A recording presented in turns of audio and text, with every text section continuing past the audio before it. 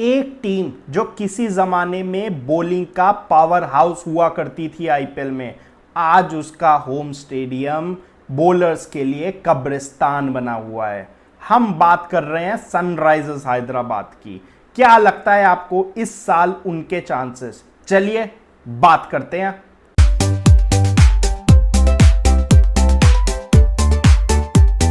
दोस्तों, स्वागत है आपका हम सबके अड्डे पर, जिसका नाम है फुल टॉस बातें विद प्रशांत, जहां आज हम बात करने वाले हैं सनराइजर्स हैदराबाद की, दी ऑरेंज आर्मी। एक ऐसी टीम जिसने अपनी आइडेंटिटी ही बदल दी है। हाँ जी सर, 2012 से 2018 तक ये टीम बॉलिंग का पावर हाउस कहा जाता था आईपीएल में। जी हाँ, सबसे बिगेस्ट एंड सबसे बेस्ट बॉलिंग अगर किसी की होती थी वो सनराइजर्स हैदराबाद की होती थी। इनकी लेगेसी थी सर बॉलिंग में।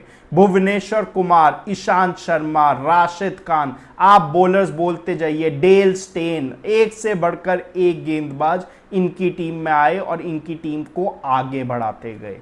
पर 2022 के बाद ये टीम डिसाइड करती है कि हमें अपनी आइडेंटिटी बदलने की जरूरत है। डेविड वार्नर का वो जो एरा, बॉलिंग का एरा होता था, जिसके कारण इन्होंने 2016 में आईपीएल भी जीता था, ये उसके बाद 3 साल वर्थलेस थे सर। 2020, 21, 22 जब डेविड वार्नर का वो एरा खत्म हुआ, उसके बाद सनराइजर्स अपनी आइडेंटिटी भूल गया था। 2023 में वो डिसाइड करते हैं अपनी आइडेंटिटी अब हम खुद बनाएंगे और शुरुआत करते हैं तूफान की। जी हां, आज के जमाने में इनका होम स्टेडियम सर बॉलर्स का कब्रिस्तान बना हुआ है।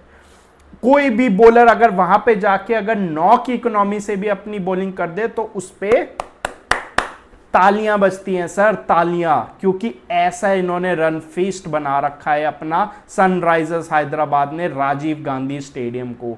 280, 270, 250, 260 ये तो सर अब वहां रेगुलर हो चुका है। इतने 200 तो अब वहां कुछ लगते ही नहीं है। 150 जो आज के जमाने में हर स्टेडियम का स्कोर है, वो हैदराबाद का 200 हो चुका है। इस लेवल की क्रिकेट खेलती है हैदराबाद अपने होम ग्राउंड पे। और इसकी चेंज कैसे हुआ? क्या वो खिलाड़ी थे जिन्होंने इसका चेंज करा सर? इसकी शुरुआत हुई 2 तूफानी ओपनिंग बल्लेबाजों से। सर तबाही का दूसरा नाम है आज के जमाने में ट्रेविस हेड और Abhishek Sharma. The most destructive, sir destructive भी एक छोटा वर्ड होगा सर, उससे भी बड़ा आप कुछ गॉडजिला वर्ड जो सोच सकते हो आप वो सोचिए सर। ऐसी ओपनिंग पार्टनरशिप है। अगर ये दोनों 6 ओवर चल जाएं तो सर तबाही, सामने वाली टीम ही उड़ा देते हैं। 10 ओवर में 150 run is like a cake walk for them. इस तरीके की ओपनिंग पार्टनरशिप होती है। पर सर शुरुआत जहां से होती है चलता ही जाता है मामला।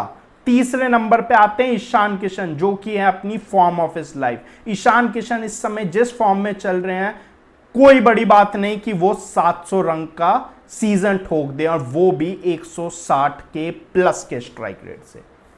चौथे नंबर पे वो भेजेंगे, मुझे जहां तक उम्मीद है, नीतीश कुमार रेड्डी। और नीतीश कुमार रेड्डी के लिए ये सीजन बहुत इंपॉर्टेंट है। इंडियन क्रिकेट टीम में उनकी जगह पक्की हुई थी वो टेस्ट मैच में शतक मारने से। उसके बाद वो बिल्कुल लॉस्ट दिखे हैं सर, कहीं भी नहीं जिसे कहते हैं। फिर 5वें पे आएंगे हेनरिक क्लासन। सर ये बंदा स्पिन हो या फास्ट हो बराबर का बेल्ट ट्रीटमेंट देता है। बेल्ट पिच चाहे कैसी भी हो उखाड़ फेंकता है सर इस पिच को। पर attack is the only defence which Heinrich Klaasen has. South Africa की नेशनल ड्यूटी छोड़ चुके हैं। ये इनके लिए एक सबसे बड़ा रिस्की हैदराबाद के लिए होगा कि वो कितने फॉर्म में आएंगे। बहुत ज्यादा कॉम्पिटिटिव क्रिकेट खेल नहीं रहे हैं, बट उसको जरूरत नहीं है। वो जब अपने मूड में आता है सर तबाही मचाता है। पर तबाही यहां से भी शुरू होती है। फिर छठे पे आएंगे Liam Livingstone, and Liam Livingstone has a point two prove. उन्हें इंग्लैंड के मैनेजमेंट को भी एक जवाब देना है कि तुमने मुझे वर्ल्ड कप से जो बाहर करा था, आई एम नॉट डन। फिर 7वें नंबर पे आएंगे उनके यहां अनिकेत वर्मा, और ये एक सीरियस टॉप 7 है। जैसे मैंने मुंबई इंडियंस की टाइम पे कहा था कि नमन धीर ने, अगर आपको लग रहा हो कि वीक लिंग है, तो सर वो अनिकेत वर्मा भी यहां पे वीक लिंग नहीं है। अनिकेत वर्मा ने भी सीरियस हिटिंग करी है।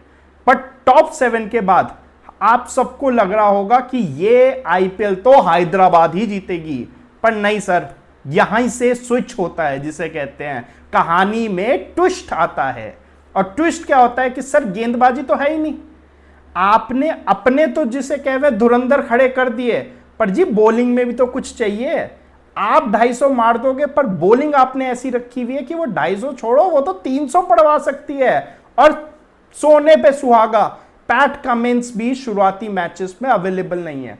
तो अगर इनकी बॉलिंग लाइनअप की बात करें तो वहां होंगे एवर रिलायबल सबसे बड़े इनके एक्सपीरियंस गेंदबाज हर्षल पटेल, जयदेव उनाडकट, जीशन अंसारी सर, और बैकअप में इनके पास पड़े हैं शिवम मावी। अब ऐसी बॉलिंग लाइनअप के साथ आप कैसे जीत सकोगे? सनराइजर्स का गेम बहुत सिंपल है। ब्रेडन कार्स उनके पास पड़े हुए हैं, पर वो भी रिजर्व में है। जहां तक पैट कमिंस जब तक नहीं आते शायद वो ब्रेडन कार्स के साथ जाएं, पर उनकी थ्योरी बहुत सिंपल है, तुम जितना मारोगे हम उससे ज्यादा मारेंगे। तुम अगर 250 मारोगे हम 251 मारोगे। पर प्रॉब्लम यह है, अगर हैदराबाद की पहली बैटिंग आ जाती है तो सर उनके खिलाफ कुछ भी चेस हो सकता है। ये बैटिंग भी कुछ भी चेस कर सकती है। अगर आप इन पे 300 भी रन मार दोगे ना, मैं तब भी कहूंगा 10 में से 7 बार हैदराबाद चेस कर देगी।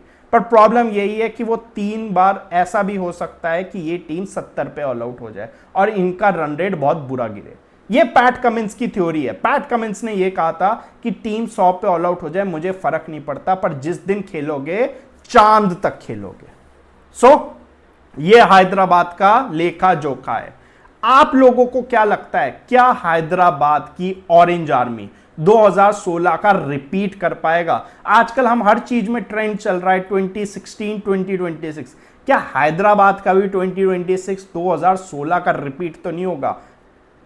बन भी सकता है। अगर आप उनका सिर्फ रोल रिवर्सल कर दे तो 2016 पे उनके पास कोई बल्लेबाजी बड़ी नहीं थी, सिर्फ गेंदबाजी बड़ी थी, और इस बार बल्लेबाजी बड़ी है, गेंदबाजी छोटी है।